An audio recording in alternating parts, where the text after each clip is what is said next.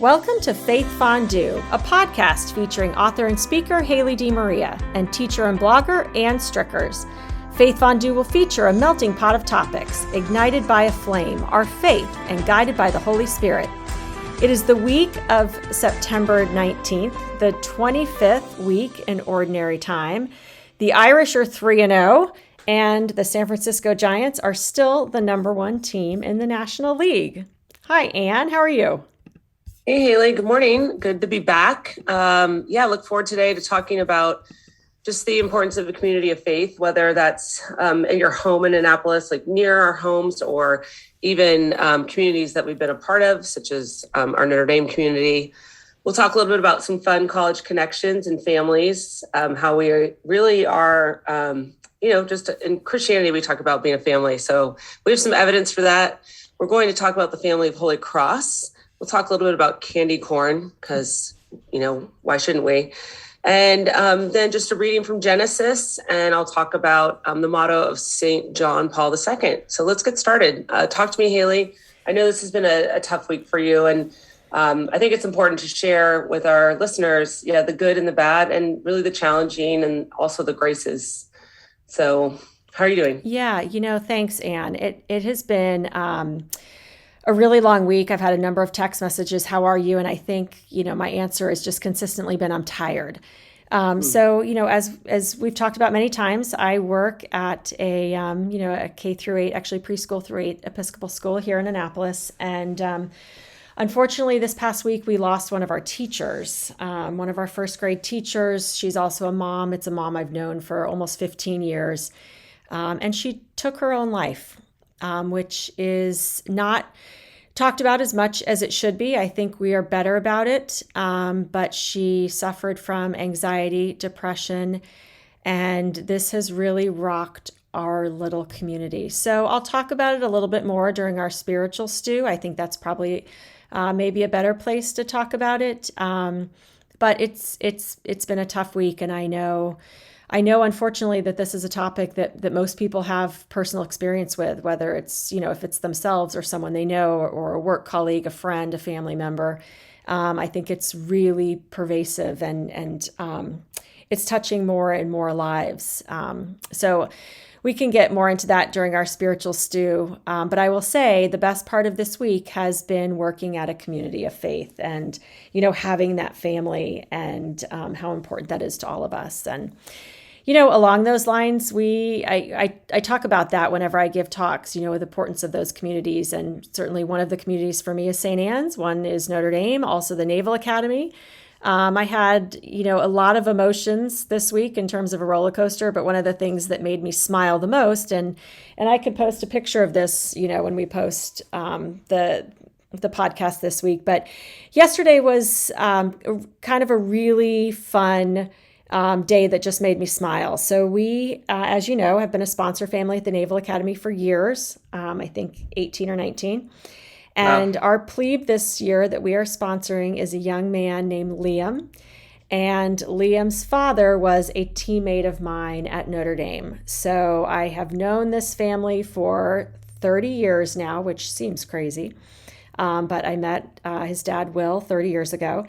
And it's really fun to be a part of their child's life at the Naval Academy, something else that is independent of Notre Dame that means so much to us. So we had Liam at our house all day yesterday. I love it. I love cooking for them. I love watching football with them. I love providing a place for them to just go sleep and get away from everything.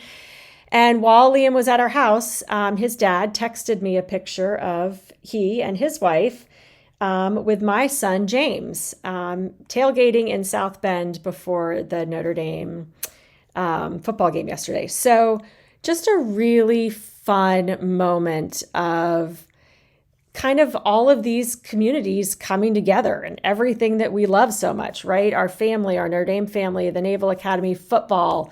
It's nice to know that, James had some friendly faces that he got to go see, just as much as I know it's nice for Liam to have his family, some family for him and friendly faces. So to me, those two pictures, us with Liam and the McCarthys with James, that's the best part of life right there. that is family, again, as we always talk about, one family we are born to and the family we create, and equally are so important. So that was my week and day in a nutshell. A lot of tears, but a lot of really heartfelt moments too that made me smile. And again, that is life.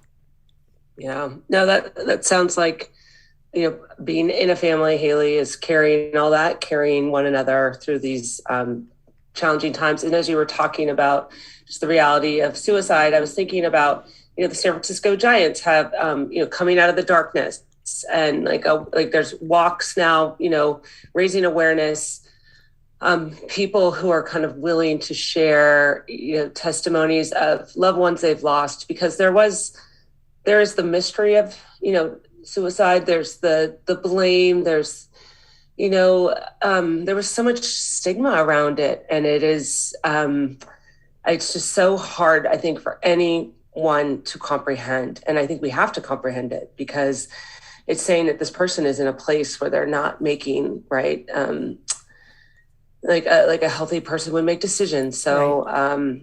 Yes, we can only come together. And then there's the blame and what did I miss, and all these questions that we ask. So our hearts and prayers go out to the St. Anne's School, to her students, and to her family. That is, it's just a profound loss. Yeah, so. And we will also attach some links to, suicide prevention and help, as we post this podcast as well. And interestingly enough, the Out of the Darkness walk in Annapolis was yesterday. Oh, and wow. Our school community had Christie's crew, and we all wore our St. Anne's shirts, and we're able to walk together. And, again, just coming together as a community is really the only way to get through something like this. But you're right. We need to continue talking about it, and we need to just remember to check in with one another as well, and just remember that we never know what someone is going through. Yeah, exactly. And that's very hard, but it is, it's very true as well. Yeah. So I know, Anne, you had your own little bit of community last week and enjoying being back on campus, and how were your meetings, and do Women Connect great. And all that fun stuff? Well, it's interesting just hearing like the family connection between your teammate and, the plebes that you have and the home that you provide. And I love, I always tell my students that's one thing I love is connection. So I was back in South Bend. I'm Notre Dame Women Connect regional representative, and that's an affinity group within the Alumni Association. And we meet twice a year. And for any adult who's on a board, I think it's such an honor and a commitment. But that second word, commitment, is real. Like, there's definitely work that we do. And I think that's what, I don't know why the board comes together, because we're working really hard and we have to give each other the space to be honest and to challenge one another. So out of that comes relationships that I think are meaningful. Just like in my own work environment, I have so many colleagues that are friends. And it sounds like this woman was a friend of yours, Haley, with raising children together, but also working together. So I just want to acknowledge that that's a tough loss because of the different roles that we have and the way we relate to each other. But in addition to Notre Dame Women Connect, I went on Wednesday to the Notre Dame women's team's golf practice. I've met the two coaches. So it's Susan Holt and Coach Kyle, and I'm going to mess up her last name. Demeter. What's that? Demeter. Is it Demeter? Okay. Yeah, I knew. And like, she has her maiden name and then this name, and they're awesome. I've been able to play golf with them a couple times. And so I just went to their practice, and the team was just great. Like, I kind of came in, they were in the locker room, and they were doing, they had read a book. It was like a shared read, and it was talking about, team building. And then they came out, just were working on short game stuff, and you could never get enough tips and drills and things like that for that. But then one-on-one, I just got to talk to each player, which is really the highlight, because they're just exceptional young women. And I was talking to one girl, and she went to Bellarmine, Tacoma. And I said, oh, my uncle's on the board there. My cousins went to school there.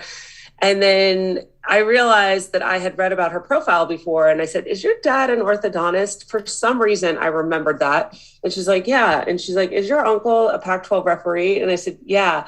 So we had like, she knows my uncle, and she went to St. Charles, this grade school where a number of my cousins have gotten married, or that I've been to for mass. And it was just really special to make that, personal connection with her, and just hear about her program.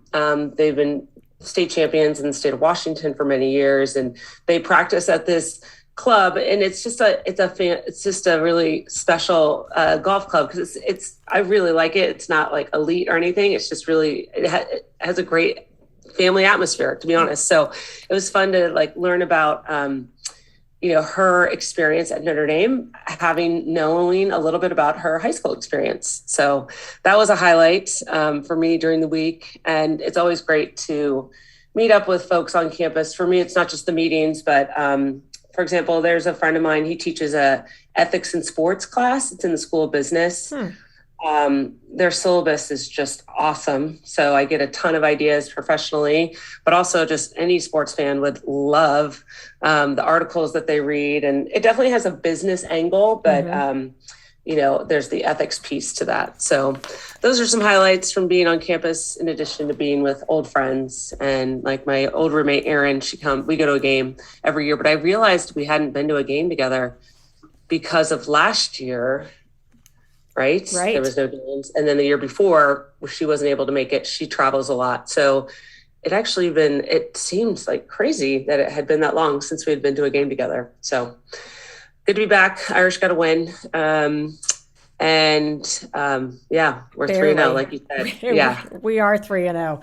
I've been to some bad games lately. I went to the Giants-Dodgers game. We actually lost that game. There was nothing enjoyable about the game itself. So it's funny, as a sports fan, like, there's the experience of going and being with the crowd and being with your friend. Because I went to this Giants game with a friend of mine, a Jesuit, who was literally in town for the game. It was great to be with him, but it's also like the game just wasn't good, and it's like, it's a funny, like, I don't know if you want to call it a complaint, right, but like last week's game against Toledo was not a good game. So it's like, it's an interesting piece to the puzzle. It is, because I also think we approach these games this year with such gratitude for being even able to go. But there is a disappointment there. My son was so excited for that first home game last weekend against Toledo, because he loved going last year and is so grateful that students were able to attend games last year. So that is not lost on him. But he was looking forward to being a student in a full stadium. And just feeding on the energy that comes from the whole stadium. So he couldn't wait to be there. And, he's 19. So I think he doesn't think through, perhaps the challenges that it takes for other people to get there. So I think he was hoping it would have been a packed, sold out game. But he, thankfully, I think we've all learned the lesson to just appreciate the gratitude of being able to go. Yeah. And no, just to I be hear there. that. I was surprised that was a reaction of students, and it's a good reaction, because you want that. I was sitting in the end zone. I don't normally sit there. So I was literally next to the freshman section. And I saw, like, in theory, I saw the end zone, like where the Toledo fans should have been, and it was pretty empty. And it didn't bother me, because the student section was so full and so vibrant. And I was like, this is awesome. And the band, which is usually on the, across from them, was in front of them. So I was just so preoccupied with that energy. And I find that, what I see versus what somebody else sees is always interesting to me. Like, for example, this came up with Amy Coney Barrett's, at the event at the White House. People saw right away that Jenkins wasn't wearing a mask, and I didn't see it because I was so excited to see her husband, who's my classmate and friend, Jesse. So what we see and pay attention to in general just fascinates me. Absolutely. And again, he's right. Like, it'd be nice to see that. People who notice that about Jenkins are like, they're right. Like, there probably was, a reason that, you should be wearing it in this time. So it's funny to compare, and I talk about that in my class, like sight versus vision, like what we see, but what we're able to kind of take in. And it's also true in communication. I think what we hear, I had a difficult conversation with a parent, one of my golfers, and she was upset about the conversation, but what her dad relayed to her. And I was like, wow, I had a very different experience of that conversation. So Yeah.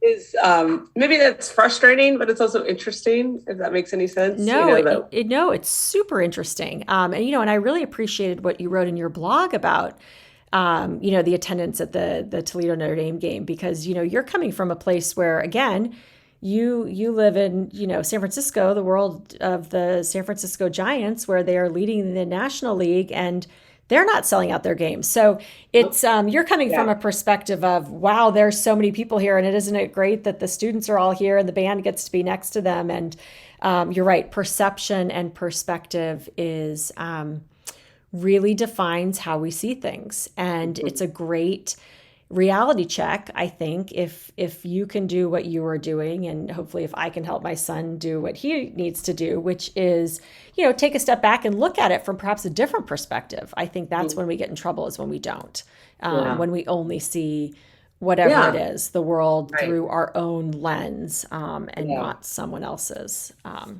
So yeah, yeah. really interesting to hear all those different perspectives about last weekend, but I'm really glad you got to be there. I will say, there were a number of times this week where I just thought, boy, I would love to be on campus. I will be on campus next Sunday and Monday. And I'm really looking forward that time to just have that grounding, Mm-hmm. to go to the grotto. I think when Yeah, when we go through an unsettling time, we want to go home, right? If we're hurting, if a child's hurting, they want their mother, or their parent, or something that's comforting to them. And yeah, I think Notre Dame is that for many of us. And of course, it's not just Notre Dame. We can find that home and that spiritual home in a number of places.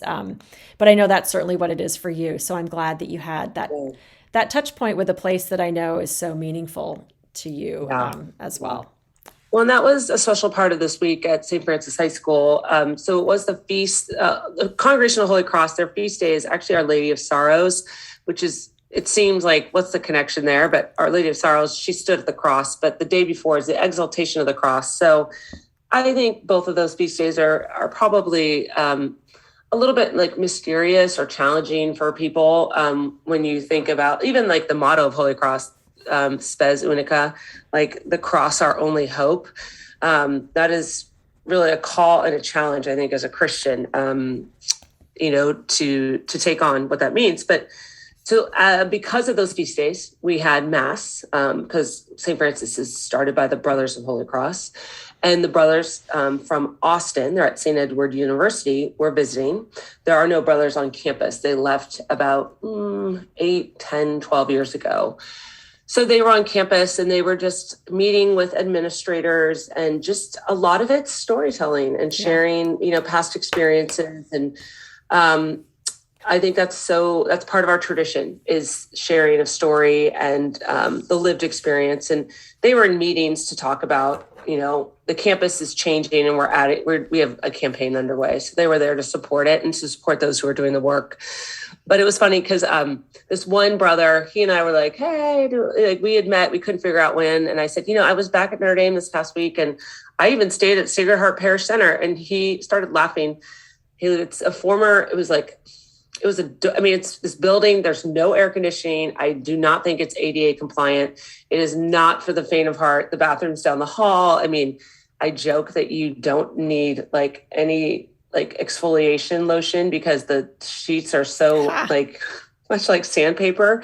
Your body will be exfoliated, and no AC, of course. So I say, I said, Brother Tom, I was at Sacred Heart Parish Center and I stayed there for the game. He said, Anne, you are going to spend less time in purgatory because of that, which is great. Such a Catholic sense of humor, which, I love. So Oh, it was great to have them on campus. Their gentle presence is really a gift. yeah, absolutely. Absolutely. So, in my spiritual stew this week, moving right along, and we can connect Yeah. with candy corn at the end if we get there, because I'm always willing to talk about that. But my spiritual stew this week, really, it comes from the first, book in the Bible, Genesis. And it was a reading I found when I was looking for prayers for comfort and to deal with mental illness. I was just really searching for something. Yeah. And I came across it's Genesis 2:18, and it says, the Lord God said, "It is not good for the man to be alone. I will make a helper suitable for him." And of course, the helper that this passage is referring to is woman, right? We know that Mhm. God then made man or made woman, coming from man, as the story in the Bible is told. But those words really stuck with me. It is not good for man to be alone, and I'll substitute human in for man, right? So it's not good for humans to be alone, because I've really thought about this. Because of course, when you're dealing with depression and, certainly having, thoughts that would lead you to suicide, you do feel very alone. And in that sense, it's not good to be alone. That's the last thing we want for someone who is really hurting, is to feel as though they have no one. I think for many of us, that's probably the saddest part of all of depression, is that someone feels so alone that they don't feel they have anything or anyone to turn to.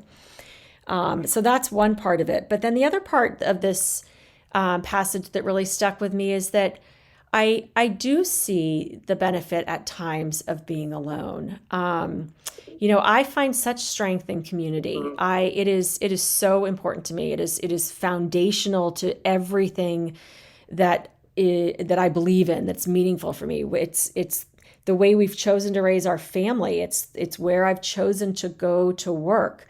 I would not be the person I am today had I not been at Notre Dame and this community of faith that really carried me through, the darkest time in my life. I've said this 100 times, probably said on the podcast before. When people ask me, was it my faith that got me through my own experience? I always say, no, it wasn't. It was the faith of those around me. So that community of faith was critical, and still is, to my health.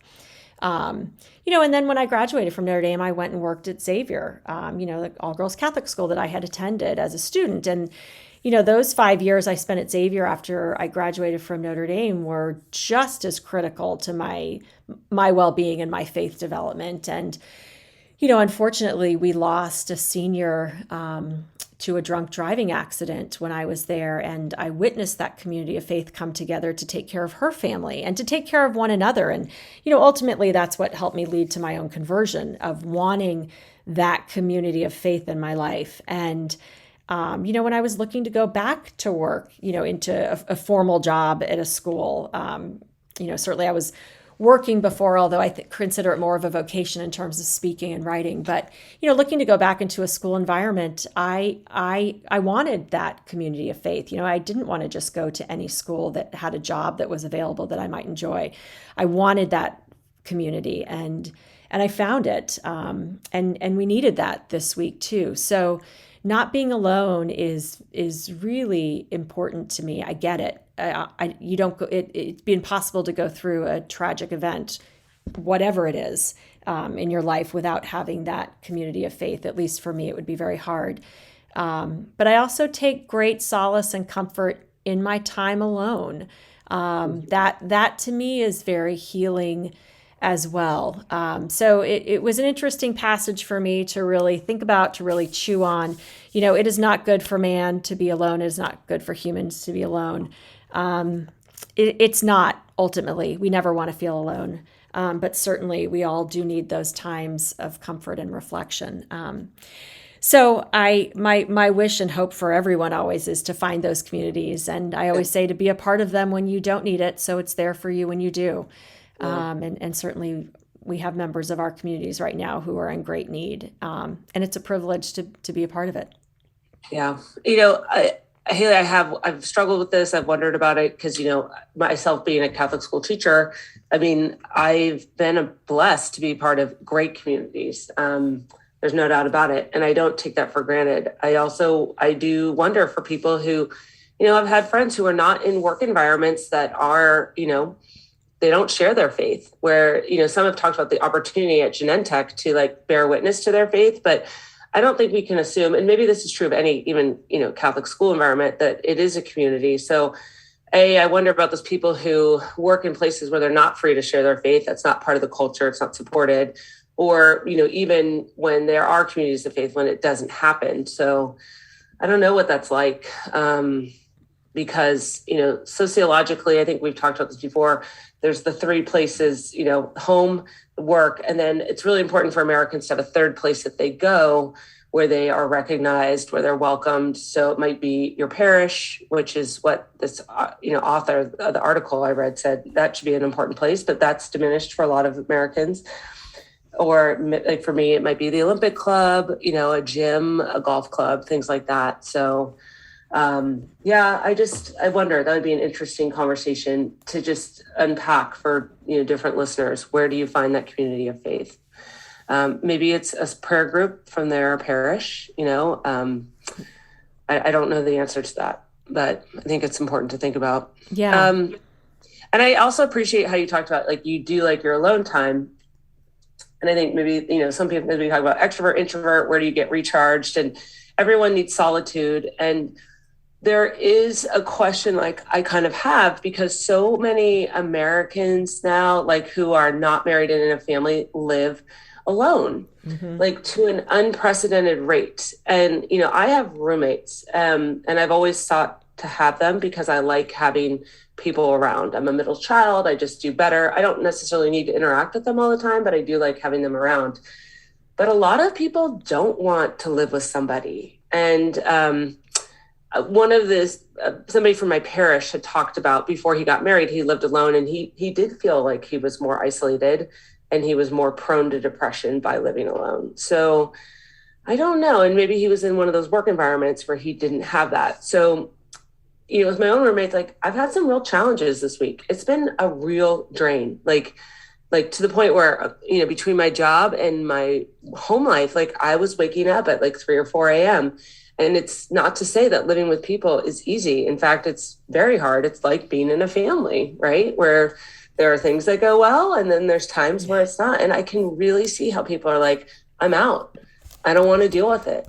Like I've already got enough going on. So I don't have the answer for that, but I can see why people opt out. Like the easy thing is to like, I don't want to deal with it. I think I'm better because I live with other people. Myself, I'm a better person because it's not about me. There's some give and take, but it's not necessarily, I can see why people want to live alone. Right. No, I love what you shared about, we have home, we have work, and then we need to have that third place of belonging. I'm going to think on that because, I do talk about communities so often, what is that for some people? And, I know we have some people at my, where I work at St. Anne's who do live by themselves. And, one of the things I have learned is, just kind of witnessing what we've experienced over the past week. It is such a strong reminder for me that people grieve differently, and that there's such a wide range of how people grieve. And I think it's one of the challenges at times for a community in grief, to unite when you have people who are grieving very differently. It would be interesting to see, not in particular in my situation, what we're dealing with right now. If you live alone, do you seek community out more when you are grieving, or do you grieve, quietly? That's a study not for me at this time, but I have seen the grief play out in different ways, and I think that is where the community becomes so important. One of the greatest lessons, my late coach, Tim Welsh, taught me was that people grieve differently. You can have the same event, the same experience, and many different ways that it plays out. And the challenge for us as a community of faith is, in his own words, love one another enough to allow ourselves to heal in the way that's best for us. That's a lesson that stuck with me for a long time. Grief is going to affect us differently. We are going to heal differently. But being part of a community of faith is allowing others to heal in the way that's best for them without judging. Yeah. And I Yeah. think we've done a good job of that this week, you know, personally and privately, but it can be a Yeah. challenge at many times. Well, and I was also thinking, whether or not it's community, I think part of maybe what we should offer one another is just our presence. And it kind of came together this Friday. It's the moonlight run. There's a full moon, more or less. And so it's this walk run. It's in Palo Alto. And I went with my assistant coach, Charlie. He's 73 and he's just a great friend and a mentor. And he's such a great sense of humor and he gives me a hard time a lot. Anyways, after the walk, we went around to some tables, and there was like an organization that employs people with Downs, and they bake these special cookies, and they give jobs for people with Downs. They make sure that they're integrated in the community. And Charlie gave the woman a $50 bill, and she was so grateful. And he said, "I just love what you do. Thank you for being here." And it was really sincere. It was so touching. And he turns to me and he's like, I think about where I spend $50 on a round of golf, and I can give it to them and it goes so much further. And while I agree, I also disagreed, because I'm like, well, wait, Charlie, the whole reason I know you is because of golf. That's what brought us together. And as we were walking off the baseball field, he said, "Why don't we just sit for a little bit?" And there's this table, and we just sat down. And I think that's one of the great gifts of our elders, which is also an important part, I think, in a community. Was a third place sociologically, but also intergenerational, because honestly, I wouldn't have stayed. I would have been like, I got to go. And I think our elders teach us to just slow down, and we sat down, and then a different faculty member of mine that I haven't talked to sat down, and he's like, "Hey, Anne, I've been wanting to talk to you. I heard you did RAGBRAI, the bike ride across Iowa." And I was like, "Yes, well, I get to talk about it." And people don't ask me about RAGBRAI, and it was so great to be able to talk about it. But this teacher had ridden his bike across the United States. So then Charlie was way more interested in his bike ride across the US, which I gave him a hard time for. I was like, "Hey, Charlie, my bike ride across Iowa, that's a big deal." And I'm like, knowing that Zach's efforts are tremendous and super interesting. So I would have missed out on all of that if I had just gone home, right? Which I would have gladly done. But it's sitting down, just being present in our communities, and having that conversation with Charlie. And then what happens is other people show up, and I don't do that very well. I don't sit down like that. I will do that after my round of golf, and I think that's already programmed. But I would like to use that idea for myself elsewhere. Where can I just kind of slow down and be present, and just enjoy the evening, or, whatever it is. I think as a country, we used to do that. I think, Sundays were for visiting family, or, having people over and just sitting down and just, so I'll speak for myself. I'm just so programmed that I don't think that way, but I think that's actually a way to build, I don't know, take away loneliness is what I'm trying to say. Well, and I think that is a great takeaway for us this week. As we look at what the coming week looks like, let's take time to be present. Take time to slow down and pause, because it might invite in conversation for someone who's lonely. If someone's lonely and they don't know how to ask for help, for us to be busy and just moving on to the next task, whether we're saying it or not, we're not inviting that we're not being open to hearing perhaps what others have to say. So I think that's a great takeaway for me and for you. Let's just slow down this week. Let's be present. Let's make ourselves available to someone who we might not even know, needs us to be available for them. I think we're missing those opportunities when we rush through life the way that we do. I also ask people, because we are a praying community, to pray for those who are struggling with mental health issues and to pray for their families. But I am also very aware that just praying is not enough. I read a lot of prayers for mental health this week, and I truly believe that asking for God is helpful, but I also know that it takes more than that. So I think, we need to do more than pray. We need to do more than just say words. We need to be present. We need to be available. And we need to really be and create awareness. So that'll probably be my takeaway in our melting pot for a while, but it's certainly something that I will focus on this week. It's great. I couldn't agree more that prayer with works is kind of what I'm hearing there. And I think I almost need the prayer, Haley, to slow down, which is terrible.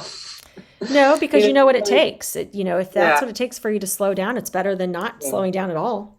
Yeah, right. And it's like an awareness of, I don't know, it's a grace, I think, to be able to be present to people, but it's so essential. So, and I think we can leave our listeners with this in terms of our takeaway. I still don't understand and why you would take the base of the candy corn as the first bite. So maybe you can, why wouldn't you take the tip of the isosceles triangle? Like it goes, I don't understand, Haley. Talk about perspective, right? So I received a box. I received a box in the mail this week, and my sister-in-law has very distinctive handwriting. So as I'm walking towards my house, I can see the box and I can see her handwriting.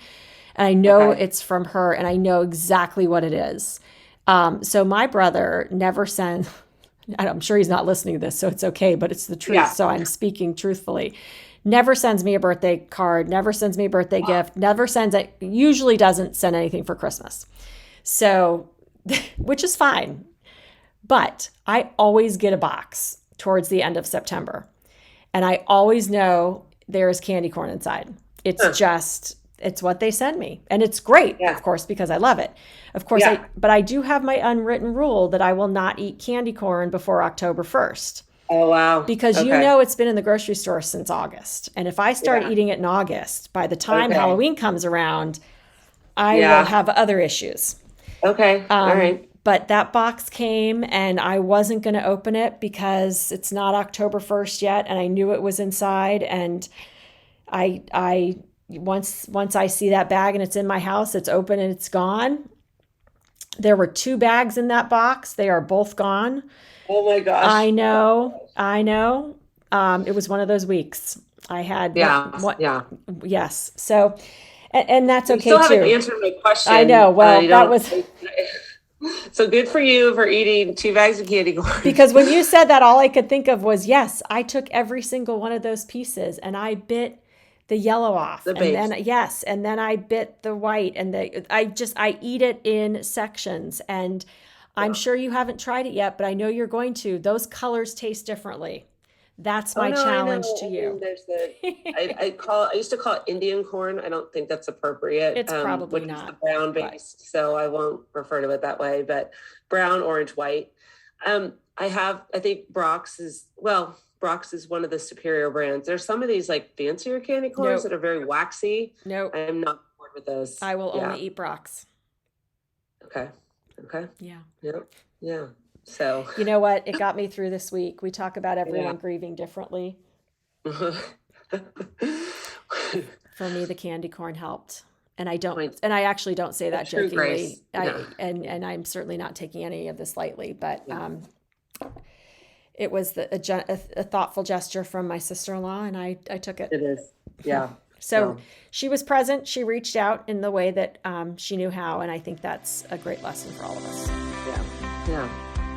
Praise God for that. So, all right, we'll I hope you get some rest this week and thank you. Give some more consideration to prayer and action and being present for others. So, yes, and I will too. I will talk to all of you next week. Have a good week. Thank you. People.